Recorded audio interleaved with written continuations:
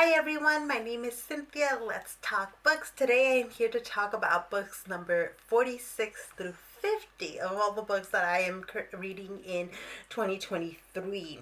So where I left off, I had read a couple of romance novellas, and then I was reading this much um, heavier book. This is The Conjure-Man Dies by Rudolph Fisher, which is supposed to be the first mystery novel written by a black author with a black lead character. The setting is Harlem during the Harlem Renaissance, so this book fits right in with all that literature. When I found out about it, and I don't remember where I read about this book, but I did read about this book somewhere, and my library happened to have it, so I picked it up. It was just, I should have DNF'd this book. It was just not in a style that I'm used to it, and the story was very slow paced. And the mystery was okay. It was interesting because in the mystery there is a kind of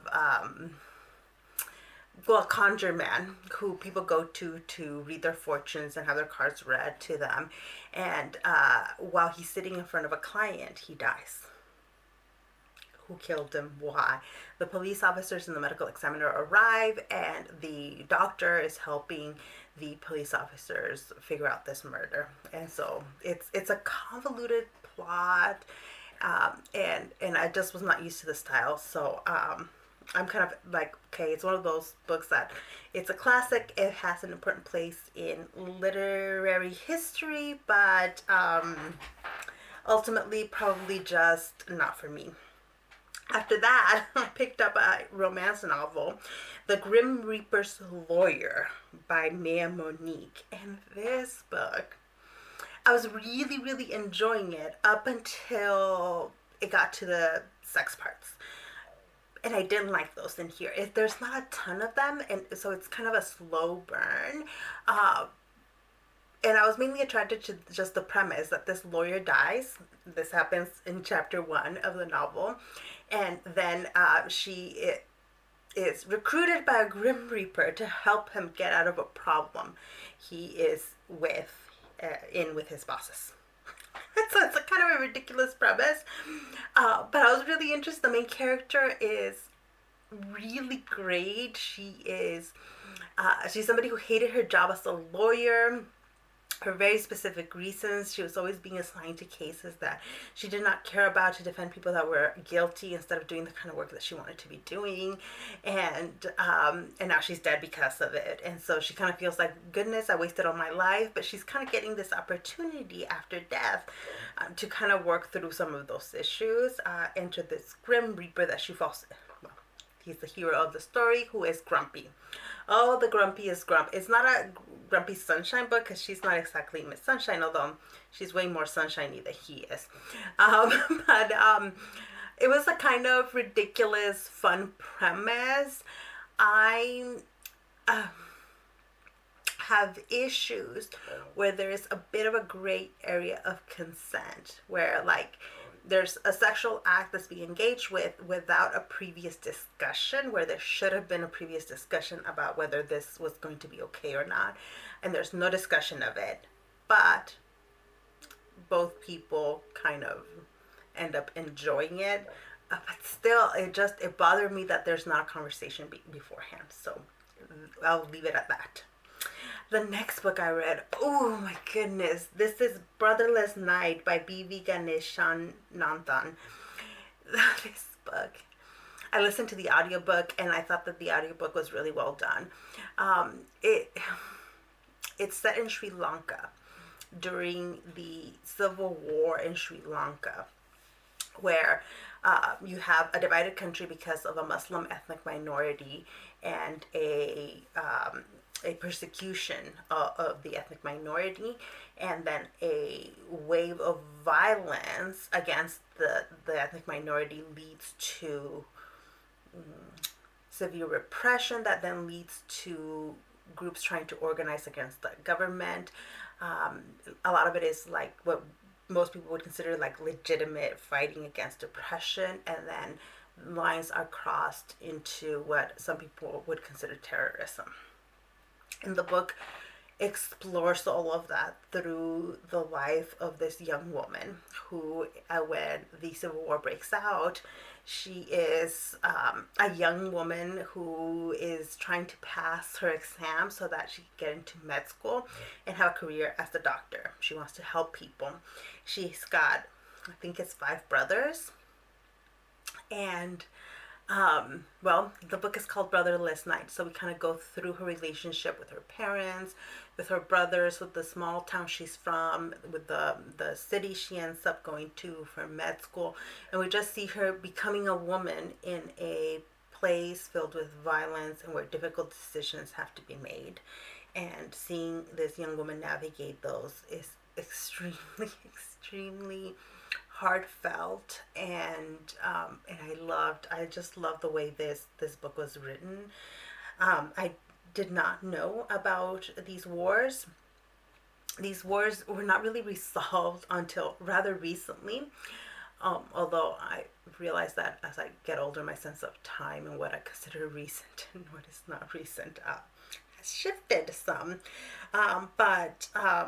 But if you're interested in that history, I think this book does a good job of taking you through that while immersing it in this story of this family that's not real. So we get to see the perspective of the Tamil Tigers, which is this group that is labeled a terrorist organization. We get to see the perspective of people who don't want to take sides in this but are still feeling oppression. You see the perspective of university students, of university professors, of just, there's a lot of layers here, and I thought this was a remarkable, beautiful, and tragic book. Next book that I read, I once again needed romance, so I turned to Remission by Ofelia Martinez. And I love this book. These are 2 Mexican-American doctors. They both came to the U.S., to follow their dreams. They're both now doctors. The hero is he's kind of the leading figure in his specialty in a particular line of cancer research, and our heroine is, her mother died when she was young of cancer, and so she is trying to follow in her hero's footsteps and become a cancer researcher. Our heroine is Carolina, and she ends up working with the hero Hector, who is this man she looked up to, whose career she wants to follow. And there's a clear attraction between the two, but there's also a clear conflict of interest. He is in a position of power. He is in a position where he can decide her career, and where a romantic or sexual relationship between the two of them would have severe repercussions, more for her because she is the junior colleague, and because she is a woman, and because she's a Latina woman in medicine. And all of that is laid out by Ofelia Martinez, and the characters engage with that conflict of interest. It's an extremely slow burn romance because Carolina is so aware of what this would do to her reputation. Something major happens. The hero screws up. And this is the only thing I didn't like about it here. I do feel like his screw up was unforgivable. That it was unforgivable. But these 2 people are destined to be together. She forgives him, and we do get our happily ever after at the end of the story. I think everything else in the story is probably worth it, but that one thing that he does that's unforgivable, and I don't think you could grovel enough to come back from that, what he did. And on top of it, I don't think he groveled enough. So I'll leave it at that. You make your own decisions about that. I ultimately really enjoyed the book. I just know that if you're somebody that something like that really is going to bother you, then maybe that's not the book for you. But I love both Hector and Carolina. I embody Mexican American excellence, and seeing these two characters. I was so proud of them. I did a TikTok on them, and I was just like on the book, and I just kept saying, I'm so proud of these people. And I had to keep reminding myself that they are not real, but I know that there are plenty of people in those positions, and I'm like, anybody that has achieved that kind of career prestige and did it in such a hostile environment towards immigrants and Mexican American immigrants, just huge congrats. So okay, let's see, where am I at? Last book number 50. It is Cometierra, Eartheater. So this book I can talk about because it was written in Spanish, written by an Argentinian author, Dolores Reyes. I did read it in Spanish, but it's also available in English as Eartheater. This is an incredibly disturbing book. It is disturbing. You're not going to read this book to feel good. And it's disturbing because you're following a young girl who eats dirt. Okay, we start off the story and her mom is gone, her dad has run off. We think her mother is dead. Her dad has run off and she is being taken care of by her aunt. Well, the aunt sees her eating earth and she's incredibly disgusted by the earth eating. And so she tries to get her to stop. In fact, the whole family has tried to get this girl to stop eating because this is so outside the norm, so weird and disgusting. Why are you eating earth? But she has this craving to just eat earth. And when it turns out that when she eats dirt, she has this experience which she can tell what happened to the humans connected to this dirt. So the aunt that's taking care of her and her brother leaves. This is too disturbing of a situation for her. And so the brother and her end up alone in the family home and kind of trying to make the best of it. She doesn't work. She stops going to school. They're living in extreme poverty. The brother works enough that they can buy beer and cigarettes and food every now and then.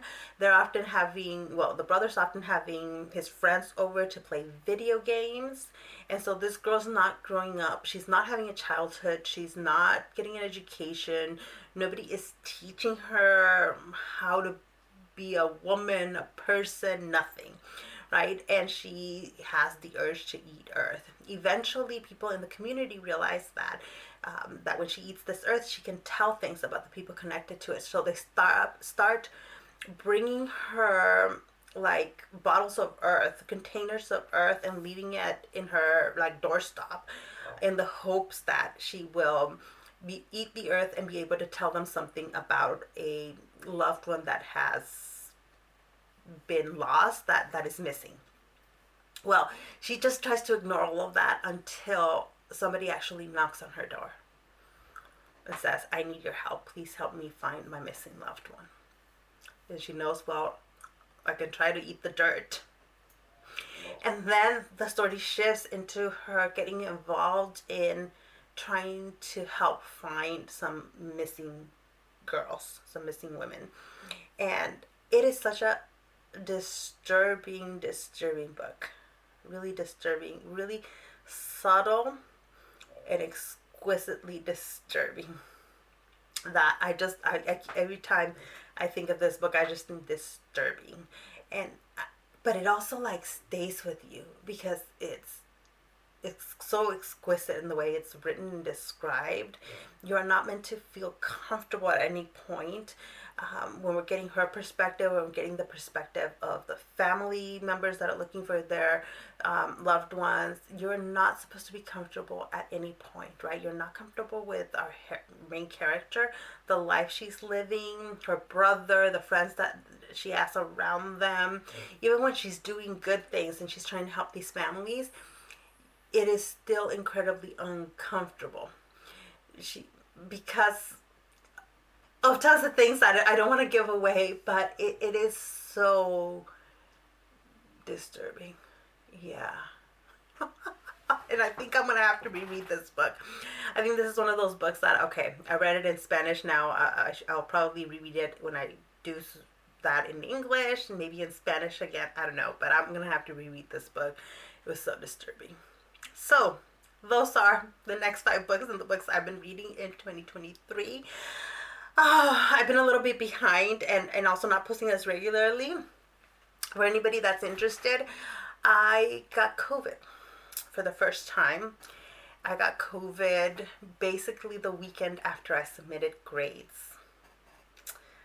Well, so really actually the day that grades were due. Fortunately, I had them finalized and done before the deadline. My husband and I got COVID, and we think we know where we got COVID. It was a mild infection. We are both fully vaccinated, and yet it like knocked us out for 2 weeks. So it lasted for 10 days from the point in which we started having symptoms to the point in which we tested negative, and it was horrific. It was horrific. I'll keep talking about the books in groups of 5 because this allows me to kind of delve into a few books a little bit more, and I think I'm gonna have a lot to say in the next set of books. I will we'll go from there. So if you are interested in any of the books I talked about, if you've read any of the books I've talked about, please leave me a comment. Thank you so much for watching this video, and I'll see you in the next one. Bye.